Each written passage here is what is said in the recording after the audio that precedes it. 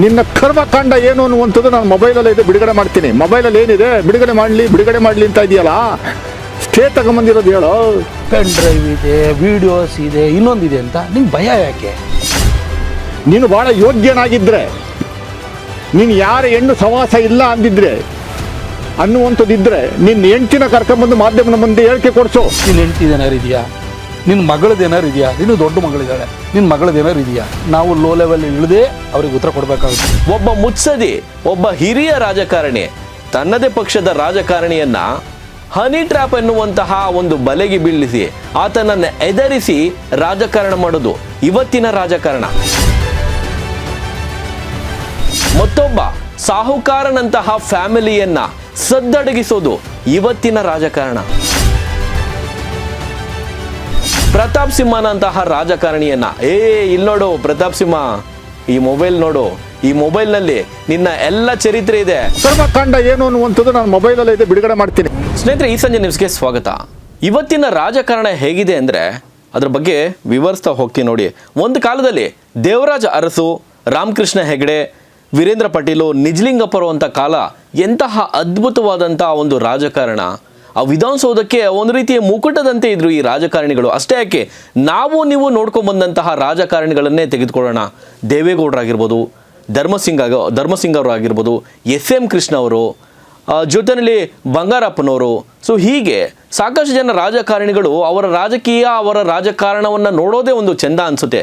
But ಇವತ್ತಿನ ರಾಜಕಾರಣ ಯಾವ ಮಟ್ಟಕ್ಕೆ ಬಂದು ನಿಂತಿದೆ ಅಂದರೆ ನಿಜಕ್ಕೂ ಅಸಹ್ಯ ಅನಿಸುತ್ತೆ. ಯಾಕೆ ಈ ಮಾತನ್ನು ಹೇಳ್ತಾ ಇದ್ದೀವಿ ಅಂದರೆ, ಕೇವಲ ಒಂದು ಕ್ಷೇತ್ರವನ್ನು ಗೆಲ್ಲೋದಕ್ಕೆ ಒಬ್ಬ ಮಾಜಿ ಸಂಸದನನ್ನ ಜೀವನ ಪರ್ಯಂತ ಕತ್ತಲೆ ಕೋಣೆಯಲ್ಲಿ ಕೂರುವಂತೆ ಮಾಡೋದು ಇವತ್ತಿನ ರಾಜಕಾರಣ. ನಾವು ಯಾರ ಬಗ್ಗೆ ಹೇಳ್ತಾ ಇದ್ದೀವಿ ಅನ್ನೋದು ನಿಮಗೆ ಈಗಾಗಲೇ ಸ್ಪಷ್ಟವಾಗಿ ಗೊತ್ತಾಗಿರುತ್ತೆ. ಇದೇ ಹಾಸನ ಕ್ಷೇತ್ರವನ್ನು ಕಿತ್ಕೊಳ್ಳೋದಕ್ಕೋಸ್ಕರ, ಆ ಕ್ಷೇತ್ರವನ್ನು ಗೆಲ್ಲೋದಕ್ಕೋಸ್ಕರ ಒಬ್ಬನ ಬದುಕನ್ನೇ ಅಥವಾ ಒಂದು ಕುಟುಂಬದ ಇಡೀ ಚಾರಿತ್ರ್ಯವನ್ನೇ ಹರಣ ಮಾಡಿ ಒಬ್ಬನನ್ನು ಜೀವನ ಪರ್ಯಂತ ಕತ್ತಲೆ ಕೋಣೆಯಲ್ಲಿ ಕೊಳೆಯುವಂತೆ ಮಾಡೋದು ಇವತ್ತಿನ ರಾಜಕಾರಣ. ಒಬ್ಬ ಮುತ್ಸದಿ, ಒಬ್ಬ ಹಿರಿಯ ರಾಜಕಾರಣಿ ತನ್ನದೇ ಪಕ್ಷದ ರಾಜಕಾರಣಿಯನ್ನ ಹನಿ ಟ್ರ್ಯಾಪ್ ಎನ್ನುವಂತಹ ಒಂದು ಬಲೆಗೆ ಬೀಳಿಸಿ ಆತನನ್ನು ಎದರಿಸಿ ರಾಜಕಾರಣ ಮಾಡೋದು ಇವತ್ತಿನ ರಾಜಕಾರಣ. ಮತ್ತೊಬ್ಬ ಸಾಹುಕಾರನಂತಹ ಫ್ಯಾಮಿಲಿಯನ್ನ ಸದ್ದಡಗಿಸೋದು ಇವತ್ತಿನ ರಾಜಕಾರಣ. ಅಷ್ಟೇ ಯಾಕೆ, ಈಗ ಪ್ರತಾಪ್ ಸಿಂಹನಂತಹ ರಾಜಕಾರಣಿಯನ್ನ ಇಲ್ಲಿ ನೋಡು ಪ್ರತಾಪ್ ಸಿಂಹ, ಈ ಮೊಬೈಲ್ ನೋಡು, ಈ ಮೊಬೈಲ್ನಲ್ಲಿ ನಿನ್ನ ಎಲ್ಲ ಚರಿತ್ರೆ ಇದೆ, ನನ್ನ ವಿರುದ್ಧ ತಂದಿರುವಂಥ ಸ್ಟೇನ ವೆಕಟ್ ಮಾಡು, ನಿನ್ನ ಇಡೀ ಚರಿತ್ರೆಯನ್ನು, ನಿನ್ನ ಚಾರಿತ್ರ್ಯವನ್ನು ನೀನು ಬಿಚ್ಚಿಡ್ತೀವಿ ಎನ್ನುವಂಥದ್ದು ಇವತ್ತಿನ ರಾಜಕಾರಣ. ಏಸಿಗೆ ಅನಿಸುತ್ತೆ.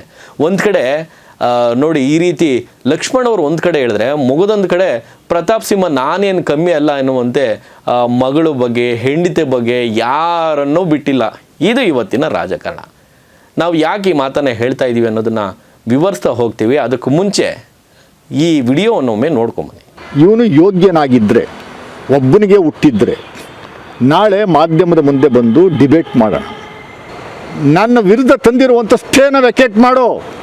ನಿನ್ನ ಕರ್ಮಕಾಂಡ ಏನು ಅನ್ನುವಂಥದ್ದು ನಾನು ಮೊಬೈಲಲ್ಲಿ ಇದೆ, ಬಿಡುಗಡೆ ಮಾಡ್ತೀನಿ. ಮೊಬೈಲಲ್ಲಿ ಏನಿದೆ ಬಿಡುಗಡೆ ಮಾಡಲಿ ಅಂತ ಇದೆಯಲ್ಲ, ಸ್ಟೇ ತಗೊಂಬಂದಿರೋದು ಹೇಳೋ. ನೀನು ಭಾಳ ಯೋಗ್ಯನಾಗಿದ್ದರೆ, ನೀನು ಯಾರ ಹೆಣ್ಣು ಸವಾಸ ಇಲ್ಲ ಅಂದಿದ್ರೆ ಅನ್ನುವಂಥದ್ದಿದ್ದರೆ ನಿನ್ನ ಹೆಂಡ್ತಿನ ಕರ್ಕೊಂಬಂದು ಮಾಧ್ಯಮದ ಮುಂದೆ ಹೇಳಿಕೆ ಕೊಡಿಸು. ಕೇಳಿದ್ರಲ್ಲ, ಲಕ್ಷ್ಮಣ್ ಅವರು ಕೂಡ ಏನು ಹೊಸ ರಾಜಕೀಯಕ್ಕೆ ಹೊಸೊಬ್ಬರೇನಲ್ಲ, ಹಿರಿಯರು ಕೂಡ, ಕಾಂಗ್ರೆಸ್ನ ವಕ್ತಾರರು ಕೂಡ ಅವರು ಪ್ರತಾಪ್ ಸಿಂಹ ಅವ್ರ ಬಗ್ಗೆ ಈ ರೀತಿ ಪದ ಬಳಕೆ ಮಾಡಿದ್ದು. ಪ್ರತಾಪ್ ಸಿಂಹ ಏನು ಸಾಚ ಅಲ್ಲ, ಅವ್ರ ಬಗ್ಗೆನೂ ಕೂಡ ಭಾಳ ಹಗುರವಾಗಿ ಮಾತನಾಡಿರುವಂಥದ್ದು. ಹೆಂಡತಿ ಮಗಳನ್ನು ಏನೇ ಸಬೂಬ್ ಕೊಟ್ಕೊಂಡ್ರು ಕೂಡ ಪ್ರತಾಪ್ ಸಿಂಹ ಇವತ್ತಿನ ಒಂದು ರೀತಿ ಯಂಗ್ ಜನ್ರೇಷನ್ನಲ್ಲಿ, ಅದರಲ್ಲೂ BJPನಲ್ಲಿ ಬಹಳ ಹೋರಾಟದ ಮೂಲಕ ತಮ್ಮನ್ನು ತಾವು ಗುರುತಿಸ್ಕೊಂಡಂತಹ ನಾಯಕ. ಇವತ್ತು ಈ ರೀತಿಯ ಕೆಳಮಟ್ಟದ ಪದಗಳನ್ನು ಬಳಕೆ ಮಾಡಬಾರ್ದಾಗಿತ್ತು ಅಂತ ಅನಿಸುತ್ತೆ. ನೀನು ಇಷ್ಟೆಲ್ಲ ಮಾತಾಡ್ತಿದ್ಯಲ್ಲಪ್ಪ, ಪೆನ್ ಡ್ರೈವ್ ಇದೆ, ವಿಡಿಯೋಸ್ ಇದೆ, ಇನ್ನೊಂದಿದೆ ಅಂತ ನಿಂಗೆ ಭಯ ಯಾಕೆ? ನಿನ್ನ ಹೆಂಡ್ತಿದೇನಾರು ಇದೆಯಾ? ನಿನ್ನ ಮಗಳದೇನಾರು ಇದೆಯಾ? ನೀನು ದೊಡ್ಡ ಮಗಳಿದ್ದಾಳೆ, ನಿನ್ನ ಮಗಳದೇನಾರು ಇದೆಯಾ? ನಾವು ಲೋ ಲೆವೆಲ್ ಇಳಿದೇ ಅವ್ರಿಗೆ ಉತ್ತರ ಕೊಡಬೇಕಾಗುತ್ತೆ. ಯಾಕಂದ್ರೆ ಪ್ರತಿನಿತ್ಯ ಬಂದು ನಮ್ಮನ್ನು ಚಾರಿತ್ರ್ಯ ವಧೆ ಮಾಡಿದರೆ ನಾವು ಎಷ್ಟುವರೆಗೂ ಅಂತ ನಾವು ಸಹಿಸ್ಕೊಳ್ಬೋದು.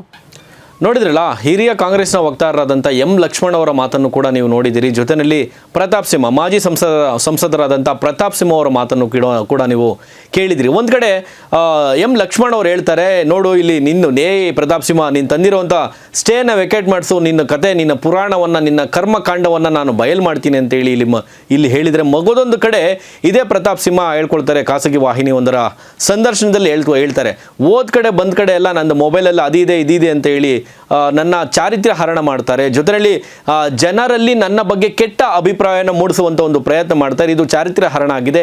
ಹಾಗಾಗಿ ನಾನು ಸುಮ್ಮನೆ ಇದ್ರೆ, ಬಾಯಿ ಮುಚ್ಕೊಂಡಿದ್ರೆ ಜನಗಳು ಏನೋ ಇರ್ಬೋದು ಪ್ರತಾಪ್ ಸಿಂಹ ಅವ್ರ ಬಗ್ಗೆ, ಅದಕ್ಕೆ ಪ್ರತಾಪ್ ಸಿಂಹ ಎದುರ್ಕೊಂಡು ಸುಮ್ಮನೆ ಇದ್ದಾರೆ ಎನ್ನುವಂಥ ಕೆಟ್ಟ ಅಭಿಪ್ರಾಯ ಹೋಗುತ್ತೆ, ಹೊರಗಡೆ ಮೆಸೇಜ್ ಹೋಗುತ್ತೆ.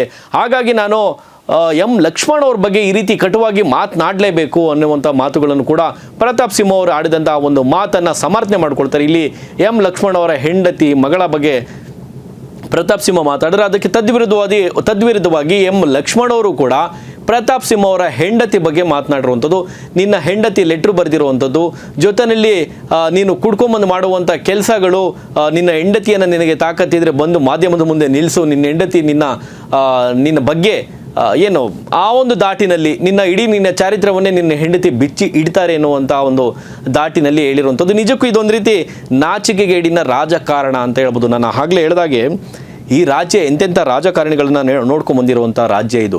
ದೇವರಾಜ ಅರಸು ಅವರು, ರಾಮಕೃಷ್ಣ ಹೆಗಡೆ ಅವರು, ವೀರೇಂದ್ರ ಪಾಟೀಲ್ ಅವರು, ನಿಜಲಿಂಗಪ್ಪನವರು, ದೇವೇಗೌಡರು, ಎಸ್ ಎಂ ಕೃಷ್ಣ ಸಾಹೇಬರು, ಜೊತೆಯಲ್ಲಿ ಬಂಗಾರಪ್ಪನವರು. ಸೊ ಇಂತಹ ಧೀಮಂತ ನಾಯಕರನ್ನು ನೋಡ್ಕೊಂಡು ಬಂದಿರುವಂಥ ಈ ಒಂದು ರಾಜಕೀಯದಲ್ಲಿ ಇಂಥ ದಾರಿದ್ರ್ಯ ರಾಜಕಾರಣ ಮಾತ್ರ ಯಾವತ್ತೂ ಬರಬಾರ್ದು ಅಂತ ಅನಿಸುತ್ತೆ. ಆಗಲೇ ಹೇಳಿದಾಗೆ ಒಂದು ಕ್ಷೇತ್ರವನ್ನು ಆ ಒಂದು ಲೋಕಸಭಾ ಕ್ಷೇತ್ರವನ್ನು ಕಿತ್ಕೊಳ್ಳೋದಕ್ಕೆ ಒಬ್ಬನನ್ನು ಕತ್ತಲೆ ಕೋಣೆಗೆ ಪೆನ್ಡ್ರೈವ್ ಮೂಲಕ ಒಬ್ಬನನ್ನು ಕತ್ತಲೆ ಕೋಣೆಗೆ ಕೂರಿಸ್ತಾರೆ. ಇದೇ ಹಿರಿಯ ಅವರದೇ ಪಕ್ಷದ ಒಬ್ಬ ರಾಜಕಾರಣಿ ರಾಜಣ್ಣನನ್ನು KN ರಾಜಣ್ಣ ಅವರನ್ನು ಹನಿ ಟ್ರ್ಯಾಪ್ ಮೂಲಕ ಅವರನ್ನು ಹೆದರಿಸ್ತಾರೆ. ಸಾಹುಕಾರ್ ಫ್ಯಾಮಿಲಿಯನ್ನು ಸದ್ದಡಗಿಸ್ತಾರೆ ಆ ಒಂದು ಪೆನ್ಡ್ರೈವ್ ಮೂಲಕ. ಜೊತೆಯಲ್ಲಿ ಸಾಲದಕ್ಕೆ ಇದೀಗ ಪ್ರತಾಪ್ ಸಿಂಹ ಅವರ ಸರದಿ, ಪ್ರತಾಪ್ ಸಿಂಹ ಅವ್ರದ್ದು ಏನೋ ಮೊಬೈಲ್ನಲ್ಲಿ ಇದೆ ಅಂತೆ, ಸ್ಟೇ ವೆಕೇಟ್ ಮಾಡಿಸ್ಬಿಟ್ರೆ ನಿನ್ನ ಕರ್ಮಕಾಂಡ ಬಯಲು ಮಾಡ್ತೀನಿ ಅಂತೇಳಿ ಇಲ್ಲಿ ಎಂ ಲಕ್ಷ್ಮಣ್ ಅವ್ರು ಹೇಳ್ತಾ ಇರುವಂಥದ್ದು. ಸ್ನೇಹಿತರೆ, ಎಲ್ಲ ನಿಮ್ಮ ಮುಂದೆ ಇಟ್ಟಿರುವಂಥದ್ದು. ಇದರಲ್ಲಿ ಲಕ್ಷ್ಮಣ್ ಅವ್ರ ತಪ್ಪಿದೆಯಾ ಅಥವಾ ಪ್ರತಾಪ್ ಸಿಂಹ ಅವ್ರದ್ದೇ ಕರ್ಮಕಾಂಡ ಬಯಲಾಗುತ್ತಾ? ಸೊ ಗೊತ್ತಿಲ್ಲ. ನಿಮ್ಮ ಅನಿಸಿಕೆಯನ್ನು ಕಾಮೆಂಟ್ ಮಾಡಿ. ನೋಡ್ತಾ ಇರಿ ಈ ಸಂಜೆ ನ್ಯೂಸ್. ಇದು ಸಮಸ್ತ ಕನ್ನಡಿಗರ ಧ್ವನಿ.